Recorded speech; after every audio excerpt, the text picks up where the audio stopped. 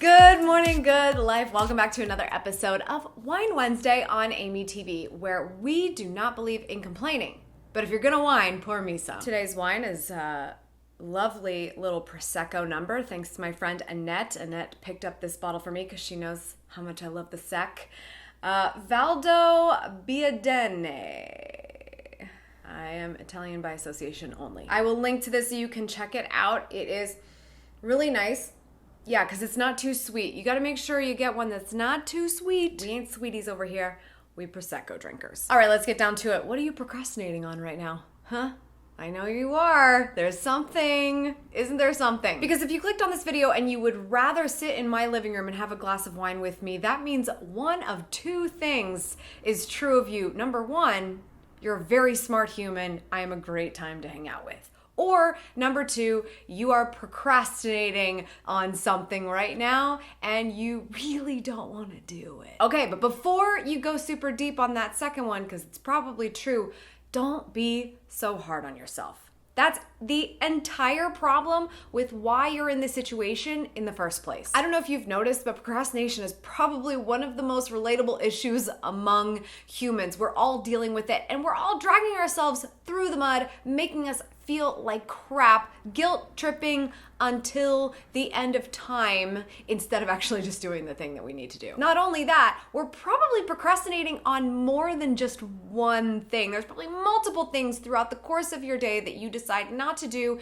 and you try to find some other way to avoid it and therefore drag yourself down this hole of making yourself feel bad about it multiple times per day, every time you choose to procrastinate. Nobody needs to get beaten up that often. So let's stop beating ourselves up throughout the day. Hit the like button if you agree with the fact that you do make yourself feel really bad. Give yourself a much harder time when you're procrastinating on something, even if that thing you're procrastinating on, one of the many things throughout the day, is not a make or break situation. By the way, hitting the like button doesn't mean that you like that it's happening. It just means that you like the video and you care about us hanging out together more often, because that's what happens with the YouTube algorithm when you hit the like button.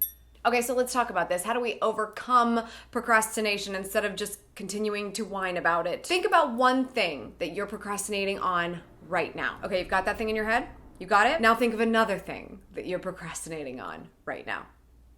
I know there's something else. Now, with those two things, are they similar or are they completely different in totally different departments of your life? Okay, now think of another thing. A third thing that you're procrastinating on right now. Now look at all of them. Continue to assess. Are they all in the same area of your life? Are they not? What's going on here? When you think of the word procrastination, at any moment of your life, you're probably thinking about one big thing that you're like, ugh, I gotta do that. And you just really don't want to. But the reality is there are quite a few things in our lives that we procrastinate on. And that's because you can't do everything all the time, right on time, at one time. Big things, little things, different departments, same department, it doesn't actually matter. My point is that you have many things that you're procrastinating on all the time. And then we're not actually solving for getting one thing done or getting a particular thing done. We're solving for the fact that things go undone for longer than we probably want them to. You are not productive. You practice productivity. Just like you are not a procrastinator, you practice procrastination. So how do you break that habit? Well, the same way that you would break any habit. You've got to recognize the triggers and then change the response to those triggers to get a result that you want. Now, what are the triggers? That's really the heart of this here. What are the things that are causing you to procrastinate? Because the habit is, when this happens, I don't do the things I gotta do. Probably pretty easy to recognize those. They can be called these grand words like overwhelm or stress or depression. So these triggers go off and you choose a response. And your typical response might be something like binge watching a television show. And then suddenly you're binging.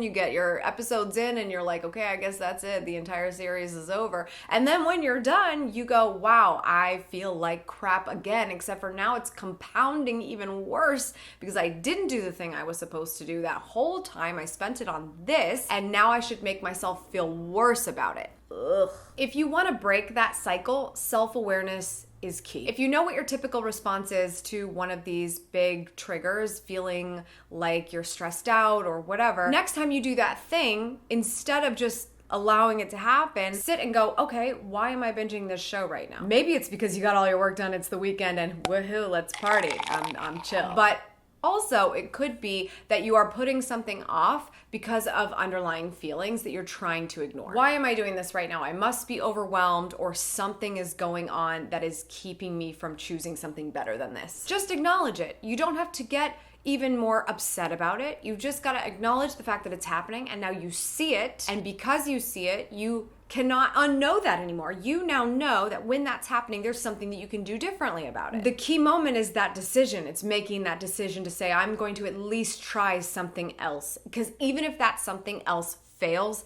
I tried and I started moving in the right direction. Without that reroute, or at least an attempt at a reroute, you are going to be so far off from breaking that habit. Action is the only thing that will add up to breaking it. So at that moment, when you're choosing something else, you have to start. You have to get started with something that is different from your typical response so that you can start to change what your typical habit is. I said start. I didn't say finish. Simply by starting, you are going to give yourself the ability to change your mind about the task. It may not happen. It still may be kind of crappy. But just by starting, just telling yourself that you're going to get to a tiny milestone, you are allowing that potential to happen. And by the way, your feelings are probably a whole lot bigger than the actual act of doing the task, which is why we never start the task. But by simply starting and doing a little bit, you start to think about, okay, well, this isn't nearly as bad as it had blown up in my mind. If you do nothing else, when you have that trigger, you change your response, do just 5 to 10 minutes of activity on that piece of work. I recommend starting on the thing you gotta do that you've been putting off for at least 5 minutes so that you can feel the progress that you've made and stop letting it be unknown of what it will be like to get this thing done. The science actually says that for everyone who actually starts, 80% of people will finish. Just by saying I'm gonna spend 5 minutes on this, there is a really, really high potential that you could finish the job because you started it and you just kept going. Now, if we're talking about a term paper or your dissertation, that's probably not going to be the case for you. But for a lot of people, we're not talking about such grand work. We're talking about something really small. So even if your thing isn't finishable when you spend 5 minutes on it, or it's not even something you can technically start, but the 5 minutes you spend on it are researching it or just doing anything that's in the realm of possibility to contribute toward completing that goal, that is absolutely better than the alternative. You know the alternative really well, don't you? And that is it. Procrastination overcome. If you are done procrastinating in your life and you want to follow your passion and build a business that will take you there, sign up for my email list below to find out when the GATLUW Society reopens to new membership. We're masterminding in there together to beat procrastination and create real results in our lives. And I would love to see you join us when the doors open again. The link will be in the description below. Question of the day. What is your trigger? What's the typical response that you have when you're feeling a little depressed and you definitely don't want to work on the thing that you gotta do? What's your procrastination technique and what are you going to do next time to hopefully make a change? Leave that in the comments down below. That's all for today. Thank you so much for tuning in. I appreciate it as always. Remember, subscribe for good vibes, kiss the ones you love, and go after the life you want. Cheers. Welcome back to my living room where I always seem to forget how loud it is outside. Hashtag traffic. Oh my God, my quarantine nails are not good. Good morning, good life. Welcome back to another episode. Oh my God, I forgot to turn the lights on again. No wonder I'm like, what's going on with the lighting? Oh my God. Wait a minute. It's a little hot. A little hot. You're hot, I'm hot. He's hot, she's hot. You're hot, I'm hot. Who knows that song? Because I don't. You practice We're just talking about overcoming the What is your trigger? Oh, I should probably say question of the day, my bad. Why did the air come back on?